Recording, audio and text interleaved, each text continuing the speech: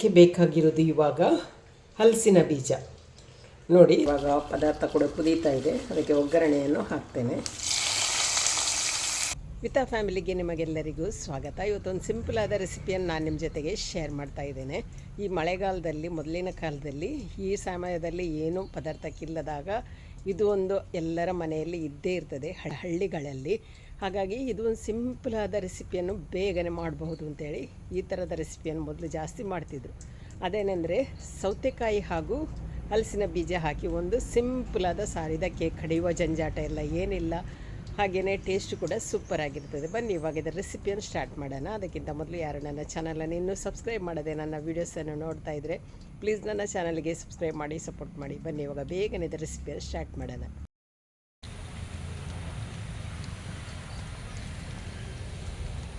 ಇಲ್ಲಿ ಇವಾಗ ನಾನು ಸೌತೆಕಾಯಿಯನ್ನು ಕಟ್ ಮಾಡಿ ತಗೊಂಡಿದ್ದೇನೆ ನೋಡಿ. ಸೌತೆಕಾಯಿಯನ್ನು ಈ ಥರ ಕಟ್ ಮಾಡಬೇಕು. ಈ ಪದಾರ್ಥ ಮಾಡುವಾಗ ಈ ಥರ ಸೌತೆಕಾಯಿಯನ್ನು ಕಟ್ ಮಾಡಬೇಕು. ಮಧ್ಯದಲ್ಲಿ ಕಟ್ ಕೊಟ್ಟು ಇಷ್ಟು ದೊಡ್ಡ ತುಂಡು ಮಾಡಿದರೆ ಸಾಕು. ತುಂಬ ದೊಡ್ಡ ತುಂಡು ಮಾಡೋದು ಬೇಡ, ಇಷ್ಟು ದೊಡ್ಡ ತುಂಡು ಮಾಡಬಹುದು. ಹಾಗೆಯೇ ಇದರ ಹೊರಗಿನ ಸಿಪ್ಪೆಯನ್ನು ತೆಗಿಬೇಕು ಅಂತಿಲ್ಲ. ಈ ಥರ ಪದಾರ್ಥ ಮಾಡುವಾಗ ನಾವು ಹೊರಗಿನ ಸಿಪ್ಪೆ ತೆಗೆದಿದ್ರೇ ಒಳ್ಳೆಯದು ನೋಡಿ. ಈ ಥರ ಕಟ್ ಮಾಡಬೇಕು. ನಾರ್ಮಲ್ ನಾವು ಸಾರು ಮಾಡುವ ಹಾಗೆ ಅಲ್ಲ ಇದನ್ನು ಕಟ್ ಮಾಡೋದು. ಇಲ್ಲಿ ಸಪೂರವಾಗಿ ನಾವು ಈ ಥರ ಕಟ್ಟು ಕೊಟ್ಟಾದಮೇಲೆ ಇದನ್ನು ಕಟ್ ಮಾಡಬೇಕು. ಇವಾಗ ಇದನ್ನು ಚೆನ್ನಾಗಿ ತೊಳೆದು ತಂದಿದ್ದೇನೆ. ಒಂದು ಕುಕ್ಕರಲ್ಲಿ ಹಾಕ್ತೇನೆ. ಹೀಗೇ ಬೇಯಿಸಲಿಕ್ಕೆ ಕೂಡ ಇಡ್ಬೋದು. ಕುಕ್ಕರಲ್ಲಿ ಸ್ವಲ್ಪ ಬೇಗನೆ ಆಗ್ತದೆ. 2 ವಿಜಿಲ್ ತೆಗೆದ್ರೆ ಪದಾರ್ಥ ರೆಡಿ ಆಗ್ತದೆ. ಹಾಗೆಯೇ ಇವಾಗಿನ ಕಾಲದಲ್ಲಿ ಎಲ್ಲನೂ ಬೇಗ ಬೇಗ ಆಗುವಂಥ ರೆಸಿಪಿನೇ ಆಗಬೇಕು ಅಂತ ಎಲ್ಲರೂ ಹುಡುಕ್ತಾ ಇರ್ತಾರೆ. ಈ ಹಳ್ಳಿ ಸೈಡಲ್ಲೆಲ್ಲ ತುಂಬ ಕೆಲಸ ಅಲ್ವಾ, ಆವಾಗ ಅರ್ಜೆಂಟಾಗಿ ಪದಾರ್ಥ ಎಲ್ಲ ಮಾಡಬೇಕು ಅಂದರೆ ಈ ಥರ ಮಾಡ್ತಿದ್ರು. ತುಂಬಾ ಸಿಂಪಲ್ ಹಾಗೂ ಬೇಗನೆ ಮಾಡಲಿಕ್ಕೆ ಕೂಡ ಆಗ್ತದೆ. ನಾನು ಮೊನ್ನೆ ದೊಡ್ಡ ಒಂದು ಸೌತೆಕಾಯಿಯನ್ನು ತಂದಿದ್ದೆ. ಇವತ್ತು ನೋಡುವಾಗ, ನಿನ್ನೆ ಒಂದು ದಿನ ಬಿಟ್ಟು ಇವತ್ತು ನೋಡುವಾಗ ಅದು ಕೊಳಿಲಿಕ್ಕೆ ಸ್ಟಾರ್ಟ್ ಆಯಿತು. ಹಾಗಾಗಿ ಇವತ್ತು ಬೇಗನೆ ಅದರದ್ದೇ ರೆಸಿಪಿ ಮಾಡೋಣ ಅಂಥೇಳಿ ಇವಾಗ ಮಾಡ್ತಾ ಇದ್ದೇನೆ. ಹಾಗೆಯೇ ಇದಕ್ಕೆ ಬೇಕಾಗಿರೋದು ಇವಾಗ ಹಲಸಿನ ಬೀಜ ನೋಡಿ. ನಾನು ಎಷ್ಟು ಹಲಸಿನ ಬೀಜವನ್ನು ಜಜ್ಜಿ ಅದರ ಹೊರಗಿನ ಸಿಪ್ಪೆಯನ್ನು ತೆಗೆದು ತೊಳೆದು ರೆಡಿ ಮಾಡಿದ್ದೇನೆ. ಇದು ಬ್ರೌನ್ ಕಲರ್, ಇದು ತೆಗಿಬೇಕು ಅಂತಿಲ್ಲ, ಅದು ಇದ್ದೇ ನಾವು ಪದಾರ್ಥ ಮಾಡಬೇಕು ಯಾವಾಗಲೂ. ಇದು ಆರೋಗ್ಯಕ್ಕೆ ತುಂಬಾ ಒಳ್ಳೆಯದು. ಹಾಗೆ ಇವಾಗ ಈ ಸೌತೆಕಾಯಿಯ ಜೊತೆಗೆ ಈ ತೊಳೆದಿಟ್ಟಂಥ ಹಲಸಿನ ಬೀಜವನ್ನು ಕೂಡ ಹಾಕ್ತೇನೆ. ಇದಕ್ಕೆ ಬೇಕಾದಷ್ಟು ಉಪ್ಪನ್ನು ಹಾಕ್ತೇನೆ. ಮತ್ತು ಕೊನೆಯದಾಗಿ ನೋಡಿಕೊಂಡು ಬೇಕಿದ್ರೆ ಉಪ್ಪನ್ನು ಹಾಕ್ಬೋದು, ಒಮ್ಮೆಲೆ ಜಾಸ್ತಿ ಹಾಕಲಿಕ್ಕೆ ಹೋಗೋದು ಬೇಡ. ಇದಕ್ಕೆ ನಾನೀಗ 1 ಟೀ ಸ್ಪೂನ್ ಆಗುವಷ್ಟು ಮೆಣಸಿನ ಹುಡಿಯನ್ನು ಹಾಕ್ತೇನೆ. ಇವಾಗ 1 ಟೀ ಸ್ಪೂನ್ ಆಗುವಷ್ಟು ಮೆಣಸಿನ ಹುಡಿಯನ್ನು ಹಾಕಿದೆ. ಹಾಗೆಯೇ 1/4 ಟೀ ಸ್ಪೂನ್ ಇಲ್ಲಿ ಅರಿಶಿನವನ್ನು ಹಾಕ್ತೇನೆ. ಹಾಗೆಯೇ ಇದಕ್ಕೆ ನೋಡಿ ಇಷ್ಟು ದೊಡ್ಡ ಬೆಲ್ಲವನ್ನು ಕೂಡ ಹಾಕ್ತೇನೆ. ಹಾಗೆ ಇವಾಗ ಇದಕ್ಕೆ ನೀರನ್ನು ಹಾಕ್ತೇನೆ. ಜಾಸ್ತಿ ನೀರು ಕೂಡ ಹಾಕೋದು ಬೇಡ, ಸೌತೆಕಾಯಿಯಿಂದ ಕೂಡ ನೀರು ಬಿಡ್ತದೆ. ಇಲ್ಲಿ ನಾನು ಒಂದು ಅರ್ಧ ಗ್ಲಾಸ್ ಆಗುವಷ್ಟು ನೀರನ್ನು ಹಾಕ್ತೇನೆ, ಅಷ್ಟೇ ಸಾಕು. ಯಾಕೆಂದರೆ ಈ ಪದಾರ್ಥವನ್ನು ನಾವು ತುಂಬ ತೆಳುವಾಗಿ ಮಾಡಬಾರ್ದು. ತೆಳುವಾಗಿ ಮಾಡಿದರಷ್ಟು ಒಳ್ಳೆಯದಾಗೋದಿಲ್ಲ, ಸ್ವಲ್ಪ ತಿಕ್ಕಾಗಿ ಇರಬೇಕು. ಯಾಕೆಂದರೆ ಇದಕ್ಕೆ ನಾವು ಹಾಕಿದ್ದು ಬರೀ ಮೆಣಸಿನ ಹುಡಿ, ಅರಸಿನ ಅಷ್ಟೇ ಹಾಕಿದ್ದು. ಇದಕ್ಕೆ 1 ಈರುಳ್ಳಿಯನ್ನು ಕಟ್ ಮಾಡಿ ಹಾಕ್ತೇನೆ. ಇವಾಗ ಇದಕ್ಕೆ ಹಾಕುವಂಥ ಇಂಗ್ರೀಡಿಯೆಂಟ್ಸ್ ಎಲ್ಲ ಹಾಕಿ ಆಯಿತು.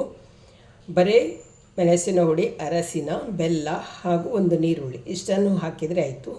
ಇವಾಗ ನಾನು 2 ವಿಜಿಲ್ ತೆಗಿತೇನೆ. ಇದನ್ನು ಬೇಯಿಸಲಿಕ್ಕೆ ಇಡ್ತೇನೆ.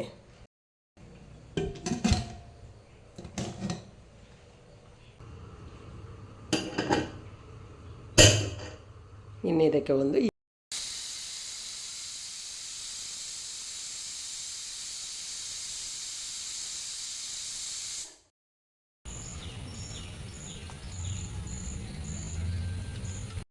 ನೋಡಿ, ಕುಕ್ಕರಲ್ಲಿ ಬೇಯಿಸಲಿಕ್ಕೆ ಇಟ್ಟಿದ್ದೆ. ಹಾಗೆಯೇ ಗ್ಯಾಸ್ ಎಲ್ಲ ಚೆನ್ನಾಗಿ ಹೋಗಿದೆ. 1-2 ವಿಜಿಲ್ ನಾನು ತೆಗೆದಿದ್ದೆ. ಇವಾಗ ನೋಡಿ ಚೆನ್ನಾಗಿ ಬೆಂದಿದೆ. ಕಲರ್ ಕೂಡ ತುಂಬ ಚೆನ್ನಾಗಿ ಬಂದಿದೆ ನೋಡಿ. ಜಾಸ್ತಿ ಪೌಡ್ರ್ ಹಾಕಿದರೆ ಸ್ವಲ್ಪ ಡಾರ್ಕ್ ಆಗಿ ಬರ್ತದೆ. ಇದು ನೋಡಿ ಚೆನ್ನಾಗಿ ಬಂದಿದೆ, ಹಾಗೆಯೇ ಚೆನ್ನಾಗಿ ಬೆಂದಿದೆ. ಇವಾಗ ಇದಕ್ಕೆ ನಾವಿನ್ನು ಚೆನ್ನಾಗಿ ಕುದಿ ತೆಗಿಬೇಕು. ಕುದಿ ತೆಗೆದು ಇದಕ್ಕೆ ಒಂದು ಒಗ್ಗರಣೆಯನ್ನು ಹಾಕಿದರೆ ಸಿಂಪಲಾದ ಹಾಗೆಯೇ ಬೇಗನೆ ಮಾಡಬಹುದಾದಂತಹ ಸೌತೆಕಾಯಿ ಹಾಗೂ ಹಲಸಿನ ಬೀಜದ ಒಂದು ಸಾರು ರೆಡಿ ಆಗ್ತದೆ. ನೋಡಿ ಸೌತೆ ಈ ಥರ ಬೇಯಬೇಕು ನೋಡಿ, ಸಾಫ್ಟ್ ಆಗಬೇಕು. ಹಾಗೆಯೇ ಹಲಸಿನ ಬೀಜ ಕೂಡ ಚೆನ್ನಾಗಿ ಬೆಂದಿದೆ ನೋಡಿ. ಇನ್ನಿದಕ್ಕೆ ಒಂದು ಚೆನ್ನಾಗಿ ಕುದಿ ಬರಬೇಕು. ಹಾಗೆಯೇ ನಾನು ಇದಕ್ಕೆ ಒಂದು ಒಗ್ಗರಣೆಯನ್ನು ಕೂಡ ರೆಡಿ ಮಾಡ್ತೇನೆ. ಇವಾಗ ಇದಕ್ಕೆ ಉಪ್ಪು ಸ್ವಲ್ಪ ಹಾಕ್ತೇನೆ, ಸ್ವಲ್ಪ ಕಡಿಮೆ ಆಗಿದೆ, ಹಾಗಾಗಿ ಉಪ್ಪು ಹಾಕಿ ಇದಕ್ಕೊಂದು ಚೆನ್ನಾಗಿ ಕುದಿ ಬರಲಿ. ಇವಾಗ ನಾನು ಒಗ್ಗರಣೆ ಕೂಡ ರೆಡಿ ಮಾಡ್ತೇನೆ ನೋಡಿ. ಇಲ್ಲಿ ಒಗ್ಗರಣೆಗೆ ಎಣ್ಣೆ ಬಿಸಿ ಮಾಡಲಿಕ್ಕೆ ಇಟ್ಟಿದ್ದೇನೆ. ಎಣ್ಣೆ ಚೆನ್ನಾಗಿ ಬಿಸಿಯಾಗಿದೆ. ಸಾಸಿವೆಯನ್ನು ಹಾಕ್ತೇನೆ. ಇವಾಗ ಬೆಳ್ಳುಳ್ಳಿಯನ್ನು ಹಾಕ್ತೇನೆ. ಹಾಗೆಯೇ ಒಣಮೆಣಸು ಹಾಕ್ತೇನೆ.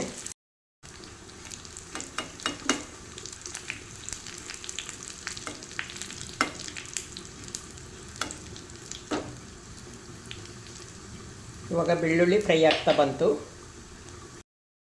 ಸ್ವಲ್ಪ ಕರಿಬೇವನ್ನು ಹಾಕ್ತೇನೆ. ಹಾಗೆಯೇ ಸ್ವಲ್ಪ ಹಿಂಗು. ಹಲಸಿನ ಬೀಜ ಹಾಕಿದ ಕಾರಣ ಹಿಂಗು ಸ್ವಲ್ಪ ಹಾಕಬೇಕಾಗ್ತದೆ.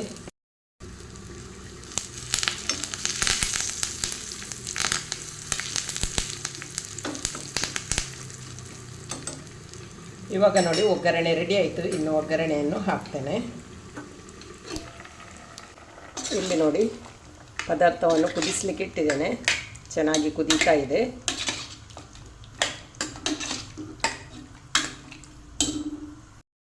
ನೋಡಿ ಇವಾಗ ಪದಾರ್ಥ ಕೂಡ ಕುದೀತಾ ಇದೆ. ಅದಕ್ಕೆ ಒಗ್ಗರಣೆಯನ್ನು ಹಾಕ್ತೇನೆ.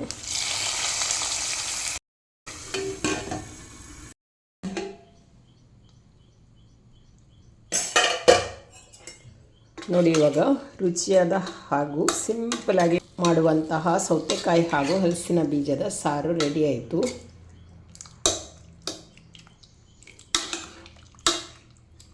ನೀವು ಕೂಡ ಇದೇ ರೀತಿ ಒಮ್ಮೆ ಟ್ರೈ ಮಾಡಿ ನೋಡಿ. ನಾವು ವಿವಿಧ ಥರದ ಸಾರನ್ನು ಮಾಡ್ತೇವೆ. ಟೊಮೆಟೊ ಸಾರು, ಬೆಳ್ಳುಳ್ಳಿ ಸಾರು, ಆ ಥರದ ವಿವಿಧ ಥರದ ಸಾರನ್ನು ಮಾಡ್ತೇವೆ. ಬೆಂಬುಳಿ ಹಾಕಿ ಸಾರು ಮಾಡ್ತೇವೆ, ದಾಲ್ ಸಾರು ಮಾಡ್ತೇವೆ. ಹಾಗೆ ಇದು ಕೂಡ ಒಂದು ವಿಧದ ಸಾರು ನೋಡಿ.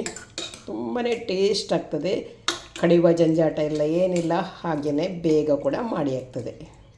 ಸಿಂಪಲಾಗಿ ಮಾಡಬಹುದಾದಂತಹ ಸೌತೆಕಾಯಿ ಹಾಗೂ ಹಲಸಿನ ಬೀಜದ ಸಾರು ನೀವು ಕೂಡ ಇದೇ ರೀತಿ ಒಮ್ಮೆ ಟ್ರೈ ಮಾಡಿ ನೋಡಿ. ಇವತ್ತಿನ ಈ ಒಂದು ಸಿಂಪಲಾದ ರೆಸಿಪಿಯನ್ನು ಇಲ್ಲಿಗೆ ಏನು ಮಾಡ್ತೇನೆ. ವಿಡಿಯೋ ಇಷ್ಟ ಆದರೆ ಲೈಕ್ ಮಾಡಿ, ಶೇರ್ ಮಾಡಿ, ಅದೇ ರೀತಿ ಸಬ್ಸ್ಕ್ರೈಬ್ ಮಾಡೋದರ ಮೂಲಕ ಚಾನಲ್ಗೆ ಸಪೋರ್ಟ್ ಮಾಡಿ. ಇನ್ನೊಂದು ವಿಡಿಯೋದೊಂದಿಗೆ ಸಿಗ್ತೇನೆ. ಅಲ್ಲಿ ತನಕ ಬಾಯ್. ವಿಡಿಯೋ ನೋಡಿದ ನಿಮಗೆಲ್ಲರಿಗೂ ಧನ್ಯವಾದಗಳು.